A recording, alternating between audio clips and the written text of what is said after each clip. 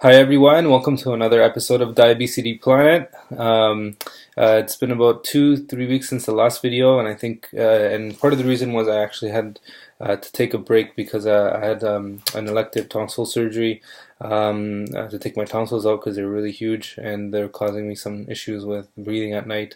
So I just got my voice back recently, and I thought could jump on here again and continue with the series that we've had going.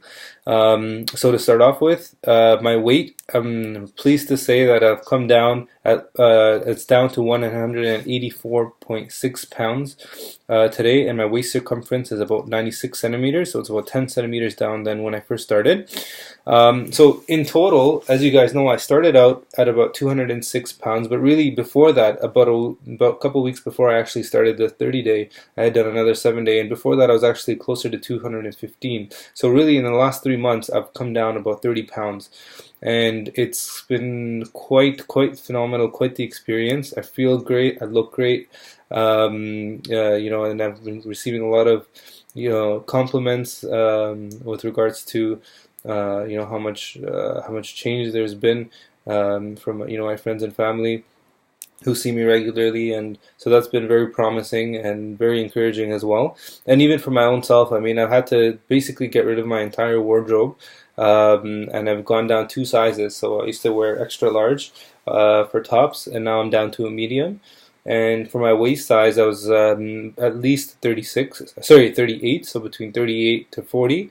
And now I comfortably, even 36 now is a little bit too big for me. So I've made a lot of progress from that perspective, and I'm very pleased. In terms of where to go from here, I still hope to lose another. I'd say I'm about halfway, so still hope to lose another 25 to 30 pounds. I'm probably going to do that sort of gradually over the next 2-3 months. And the way I hope to do that is a mix of continuous and intermittent fasting. So again, intermittent fasting is simply me skipping 2 meals a day and just eating one time per day. And then continuous fasting, there are going to be some times, hopefully when I start after the holidays, when I get back to my normal routine of just fasting 7 days at a time, and then and usually that results in about 5 to 10 pounds of guaranteed weight loss. So I'm going to do a few weeks of that, and then gradually get to my goal. But so far it's been an amazing experience just for myself as a sort of proof of concept that I can do it, and not only that, but I've been really pleased and happy to see a lot of my friends and family who've been watching the videos so far, commenting and not only commenting but also taking up fasting as well to help them reach their own weight loss goals. And it's been very phenomenal, and I hope, and I've actually everyone who's told me about their success, I've actually messaged them back and said I'd love to get you to do some kind of interview and to put you on the show on the Obesity Planet to share your successes, so people know that it's not just me and I'm not just some kind of exception to the rule by any means. So so look out for that, and I hope to get them hopefully in the next few months or so, and also to update you about my own progress. Again, I'm trying to get to about between 150 to 160 pounds myself personally, based on the DEXA scan that I had shared with you about me having about 70 to 75 pounds of just pure fat on my body in terms of my body composition. So with that aside, the last video that we spoke about, I had talked about why we get hungry, and I mainly talked about the conditioning and the sort of the external influences from society that have started to dictate why and when we get hungry, as opposed to our own physiology and our own body.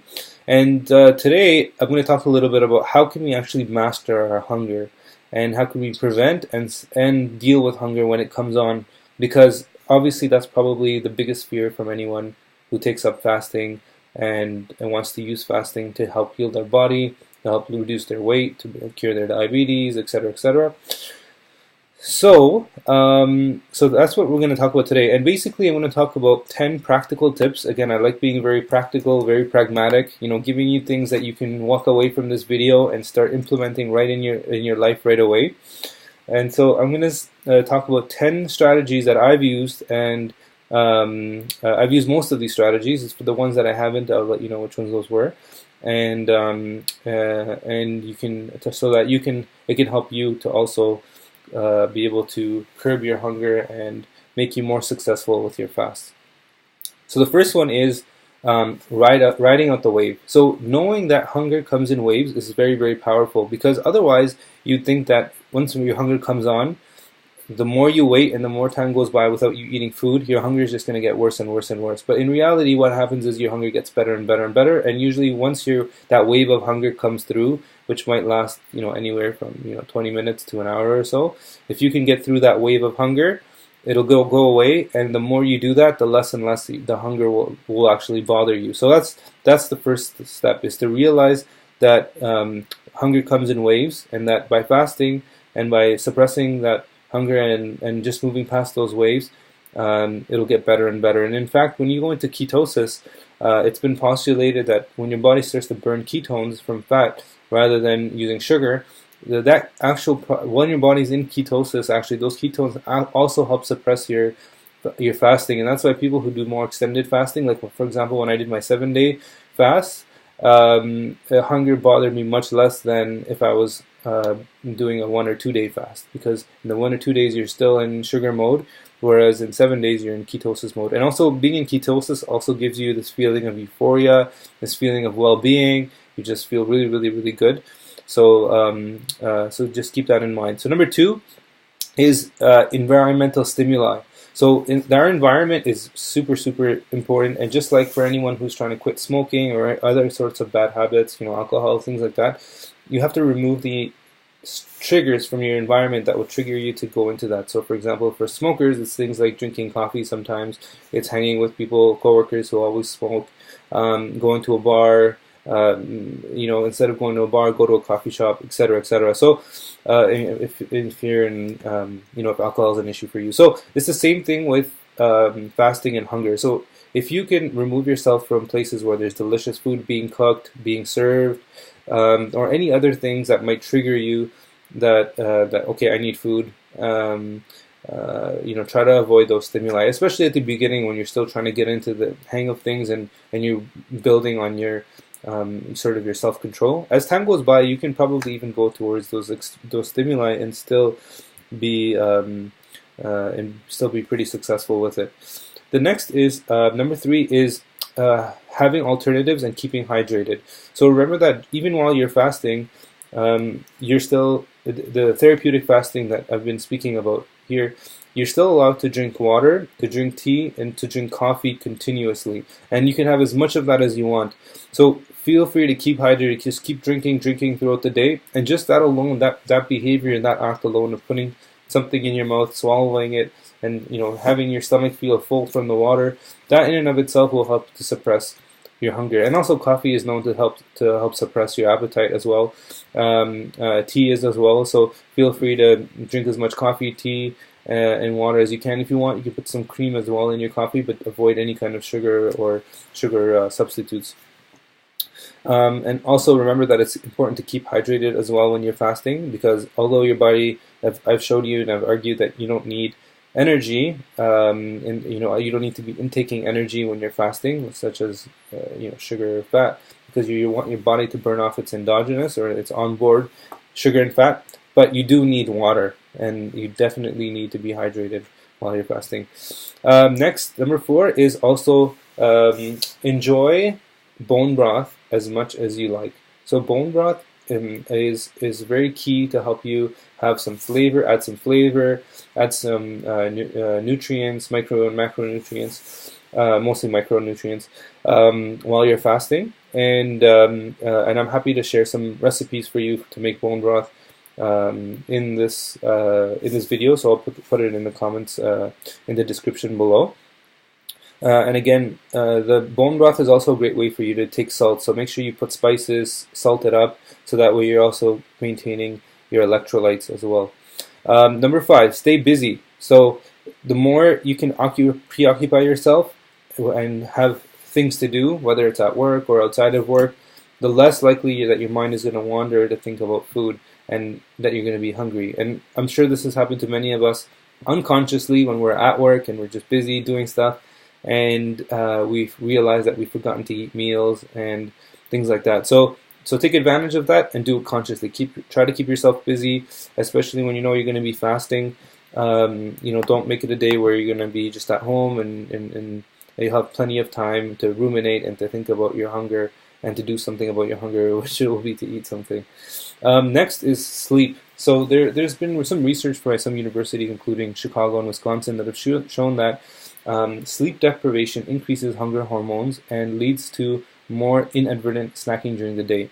And in general, sleeping also, there's other benefits of sleeping, such as release of growth hormone and things like that. So it's very important to make sure that you're kind of take a holistic approach to fasting and well-being, and sleeping and getting enough sleep is definitely a big part of that. And although for some of us it might be difficult to get good sleep, like I know for myself, there's been times when you have tons of clinical work to do, you have tons of non-clinical paperwork, things to read up on, family things, etc., etc. It is not easy to always get access to sleep, but try to take as much of the precautions as you can and try to build up a habit that can allow you to sleep well, especially when you're doing fasting. The next is actually exercise. So a lot of people think that just because you're fasting you have to be bedbound and you can't do anything, but in fact it's the opposite. And actually I loved exercising while I was fasting. And that included weights, included cardio, Stairmaster, treadmill, everything. And again, you have tons of energy on board that you're trying to just get rid of. So exercise not only helps you to accomplish that, but also when you exercise, and many of you probably have felt this, it actually also helps to suppress your appetite. And also you feel much more healthy, you feel like you're, you have those sort of endorphins going off in your brain, and that gives you sort of that pleasure response that normally we also get from eating food as well. So that might be a very good and healthy substitute. Okay, so that's number 7. Number 8, always refocus your goals and remember why you're doing the fasting. So again, I talked about this in another video where I talked about my motivations for fasting. Make sure you have a strong number of motivations for fasting. Write it down, put it in your wallet. Talk about the things that really that you're passionate about, that have gotten you to take this up in the first place, and then go back to that when you're feeling really hungry and just tell yourself, no, I gotta do this. I have too many reasons not to let my hunger control me, and I have to control my hunger.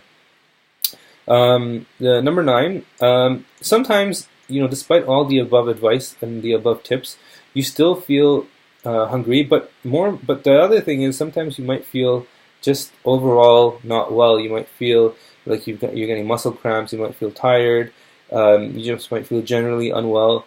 And there is some evidence, anecdotal evidence I would say, from some of my mentors who recommend taking magnesium and magnesium supplementation, specifically with things like leg cramps and just sort of general malaise.